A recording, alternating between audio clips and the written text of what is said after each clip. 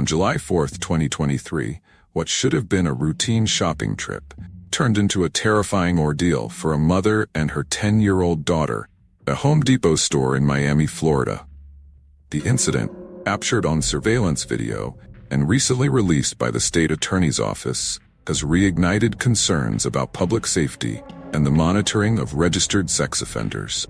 The center of this disturbing case is 60-year-old Kevin Hurley, a convicted sex offender with a lengthy criminal history.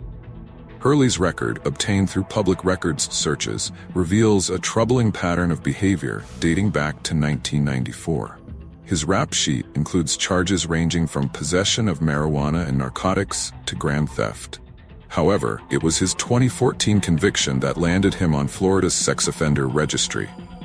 In 2014, Hurley was found guilty of lewd and lascivious molestation of a victim between 12 and 15 years old, as well as lewd and lascivious sexual battery on a victim in the same age range.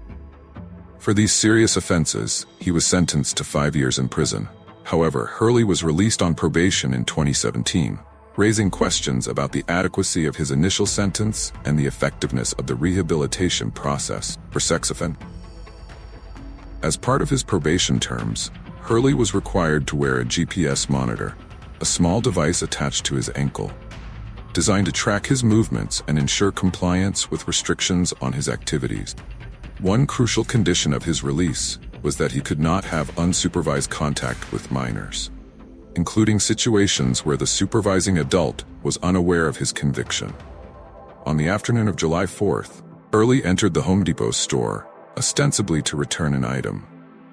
Surveillance footage shows him standing in line at the customer service area, occasionally glancing at 4th of July merchandise displays. It was here that he first encountered the 10-year-old girl and her mother, who were also in the store running errands. As Hurley approached the counter to process his return, he appeared to take notice of the young girl. According to the arrest report, he initiated conversation, commenting on the child's Mickey Mouse ears, saying, "I love your Mickey ears." He then made a remark about her size, telling her, "I think you're too big to be in that shopping cart." These seemingly innocuous comments took a disturbing turn when Hurley allegedly told the girl, "I think you're so beautiful." This statement, made in the presence of the child's mother and other adults in the vicinity, immediately raised red flags. Sex abuse experts note that such bold behavior in front of a parent is unusual and particularly concerning, as it deviates from the more secretive grooming tactics typically employed by child predators. The mother, sensing something amiss about Hurley's behavior, became increasingly uneasy. Her maternal instincts, heightened by Hurley's inappropriate comments and erratic demeanor, prompted her to take a discreet photograph of him, a decision that would later prove crucial to the investigation. After completing his transaction, Hurley did not leave the store. Instead, surveillance footage shows him lingering in the area, pacing up and down aisles near the customer service desk. At one point, picked up a bottle of bug spray, using it as a pretext to glance over the top of the shelf at the young girl. This behavior, characterized by law enforcement as stalking, continued for several minutes. Recognizing the potential danger, the mother decided it was time to leave the store. However, their ordeal was far from over. Upon exiting the building, they discovered that Hurley had positioned his car directly in front of the store, parking illegally to maintain a clear view of the entrance. For approximately 10 minutes, he remained in this spot, apparently waiting for the mother and daughter to emerge. Fearing for their safety, the mother sought help from a Home Depot employee who agreed to escort them to their vehicle. As they left the store, they were forced to walk behind Hurley's parked car.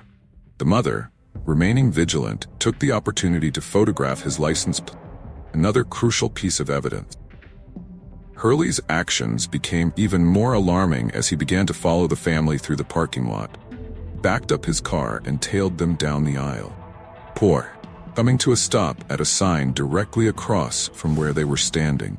The mother, not wanting Hurley to identify their vehicle, chose to wait in an empty parking space with her daughter and the store employee. For approximately 3 minutes, Hurley remained stationary at the stop sign, despite the busy flow of traffic in the parking lot. His fixation on the family was only interrupted when another shopper, a man in a black truck, confronted him. This Good Samaritan, noticing Hurley's suspicious behavior, approached his vehicle and pointed toward the mother and daughter, effectively calling out Hurley's action. Only then did Hurley drive away, not before slowly passing by the family one last time. This final act of intimidation served to underscore the predatory nature of his behavior throughout the encounter. Following the incident, law enforcement launched an investigation to locate and apprehend Hurley. It took nearly 3 weeks, but on July 23rd, police finally caught up with him. Hurley was arrested and charged with aggravated stalking of a minor, felony offense in Florida. The charge of aggravated stalking is applied when an individual willfully, maliciously, and repeatedly follows, harasses, or cyberstalks a child under 16 years of age. In Hurley's case, the combination of his initial approach in the store, his comments to the child, and his subsequent actions in the parking lot provided substantial evidence to support this charge. Legal experts note that while Hurley's defense might attempt to argue that his actions were coincidental or misinterpreted, the totality of the circumstances, particularly when viewed in light of his criminal history, paints a compelling picture of predatory behavior.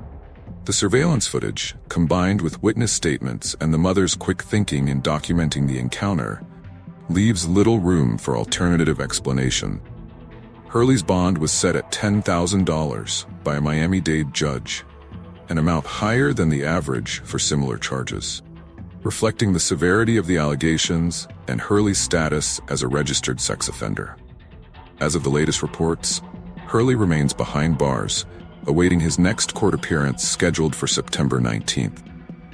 This case has sparked renewed discussions about the effectiveness of sex offender registration and monitoring programs.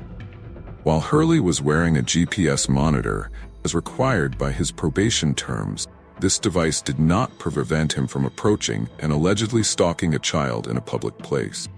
The incident highlights the limitations of technological solutions and the ongoing challenges in protecting vulnerable members of society from determined predators. Moreover, the case draws attention to the importance of public awareness and vigilance. The actions of the mother, who recognized the potential threat and took steps to protect her child, as well as the intervention of the Home Depot employee and the man in the black truck, demonstrate how community involvement can play a crucial role in preventing crime. The incident also raises questions about sentencing and rehabilitation practices for sex offenders. Hurley's release on probation after serving only 3 years of a 5-year sentence for child molestation has been a point of concern for many observers. This case may prompt a re-evaluation of sentencing guidelines and parole criteria for individuals convicted of crimes against children. In the wake of this incident, child safety advocates are emphasizing the importance of educating both children and parents about potential dangers. While it's crucial not to instill unnecessary fear, experts recommend teaching children about appropriate boundaries, the importance of staying close to trusted adults in public spaces, and how to recognize and report suspicious behavior. For parents and caregivers, the case serves as a reminder to trust their instincts when something doesn't feel right. The mother's quick thinking in documenting Hurley's appearance and vehicle information proved invaluable to the subsequent investigation. Businesses, too, have a role to play in ensuring public safety. The assistance provided by the Home Depot employee in this case exemplifies how staff training and awareness can make a significant difference in protecting vulnerable customers. As the legal process unfolds, this case will likely continue to attract attention from both the media and child safety advocates. It serves as a stark reminder of the ongoing threats faced by children in public spaces and the need for constant vigilance.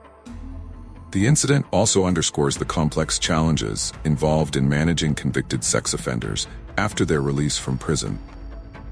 While GPS monitoring and registration requirements provide some level of oversight, they are not foolproof solution. This case may prompt lawmakers and law enforcement agencies to revisit and potentially strengthen policies regarding the supervision of registered sex offenders. Ultimately, the most effective approach to preventing such incidents likely involves a combination of stringent law enforcement, community awareness, and ongoing education. By working together, communities can create safer environments for children and families, reducing the opportunities for predators to act on their harmful impulses. As this case proceeds through the legal system, it will undoubtedly continue to spark important conversations about child safety, criminal justice reform, and the delicate balance between rehabilitation and public protection.